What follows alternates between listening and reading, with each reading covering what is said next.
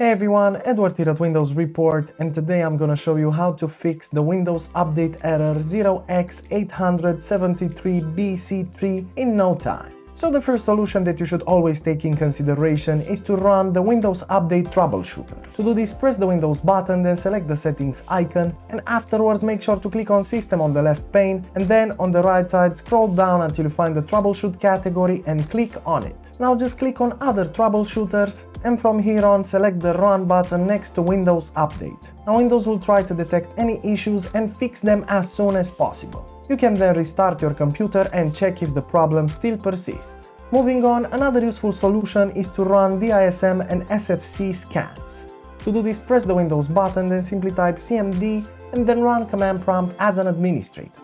Now in here make sure to type in the following commands, but press enter after each command. You can copy-paste them directly from the description below, and make sure to press enter after each command because the scans can take a bit of time, so don't lose patience. Afterwards, after the problem is solved, make sure to restart your computer and check if the problem still persists. Moving on, another useful solution is to disable extra hard disks. Now to do this, right-click the Windows button and select Device Manager from the list of options. And in here in the Device Manager window, make sure to expand disk drives and then right-click on the non-essential device and then select the Disable Device option.